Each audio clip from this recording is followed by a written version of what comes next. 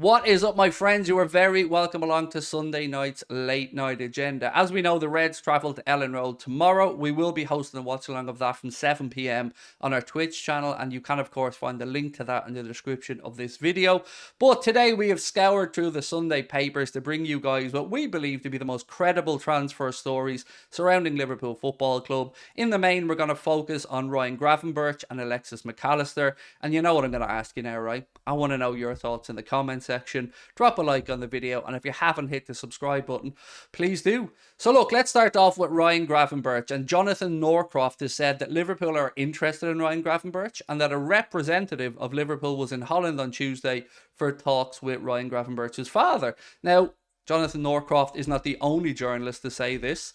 David Ornstein has said a very similar thing. He said Liverpool have held a meeting with Ryan Gravenberch's representatives, and it looks very likely that he is a genuine target. That's from us, by the way. The last part there wasn't from David Ornstein. The genuine target stuff was from us. Now, interestingly, I've wondered about the fee, because for the longest time I'd seen interest from Liverpool and Gravenberch and from Arsenal and Gravenberch and other clubs, but I'd never seen a fee. Well, a number that's been doing the rounds over the past day or two is £25 million.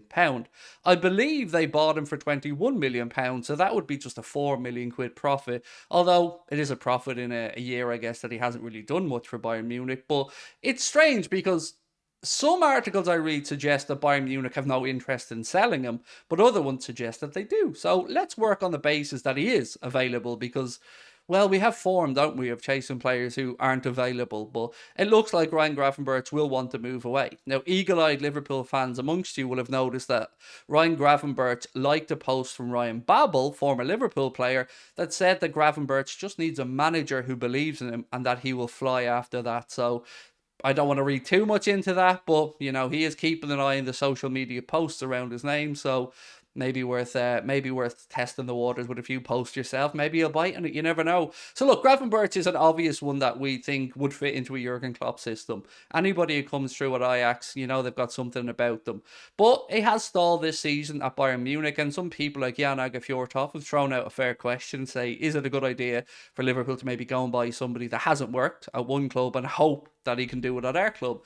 I think it's a bit of a risk, but at £25 million, if that is the number that we're going to be speaking about, I think it's a very credible risk. I think it's a very understandable risk to take. Much like when we signed Xherdan Shaqiri, I spoke about him not being a player that really excited me too much, but I could understand the roll of the dice at the fee they were talking about.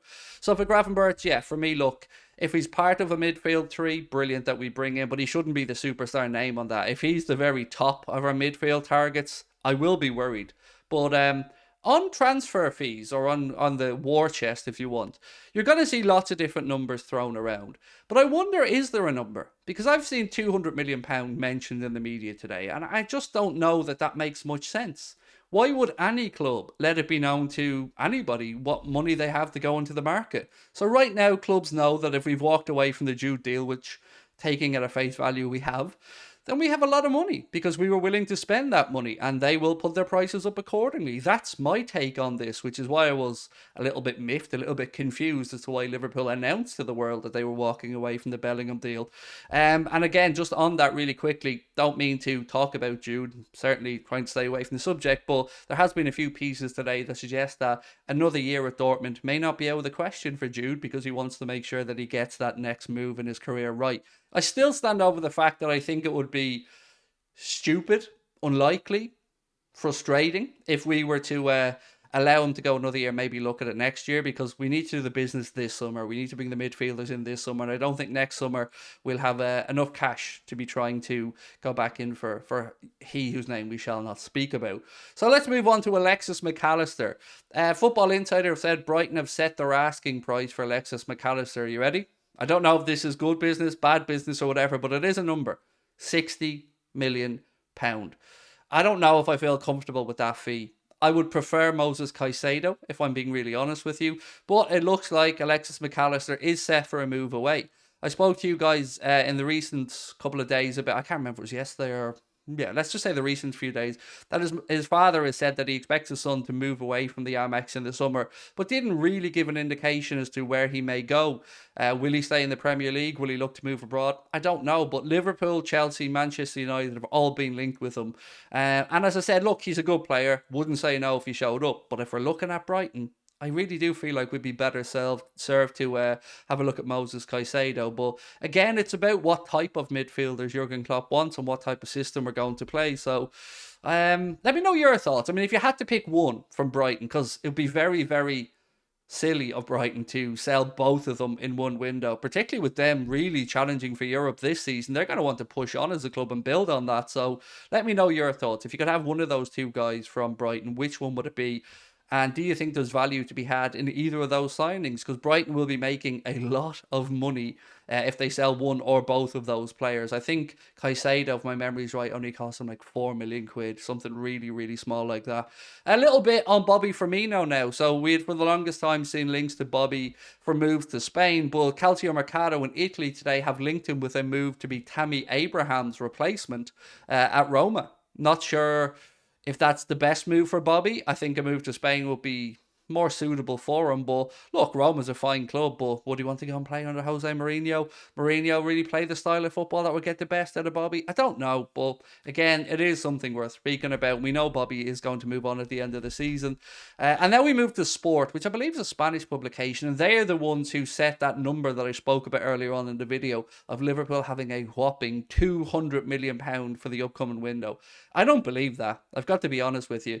If anything, I can see us maybe having a £200 million window, but I don't think that's going to be a net number. I think that's going to be an all-in number, including sales. But look, let's see what happens. You know, at this point, I don't know what to believe. I don't know who to believe. I just want midfielders. I need 3 midfielders, lads, and a centre-back. That's the minimum.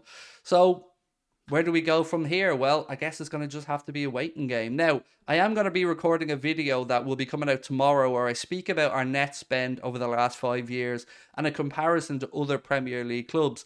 And shock, it doesn't make for pretty reading. So keep an eye out for that video. It will be coming tomorrow. But until then, look, it's all eyes on Ellen Road. It is good that Liverpool are at least being proactive in the market now, and we are really leaving no stone unturned as we go around Europe trying to find the players that can rescue it for Jurgen Klopp. But look, I got to be really honest, and this isn't something I thought I'd be saying, but I fear for Jurgen Klopp's time at Liverpool Football Club now. I just think that the task of rebuilding the midfield is a massive one, and unless he gets it absolutely spot on, I do think that for the first time in his career as Liverpool manager, he could be under a little bit of pressure with his job, and I never thought I'd be saying that. Certainly, I think I can never imagine myself calling for Klopp to go, but this is a risky summer, so unless he gets it right, we could be in a whole lot of trouble next year. But let's try and stay optimistic about it. Let's give them the benefit of the doubt. I hope that they at least go back to a more statistically driven analysis of potential incomings and not just using the eye test, which is seemingly the way we've reverted since Michael Edwards has moved on. But look, let's wait and see. Julian Ward is still at the club for the time being, and we need to get this window right. So look, let me know your thoughts. Are there any other players you'd like to hear us speak about here on the channel? Let me know your thoughts, and I look forward to catching up with you soon. Bye bye.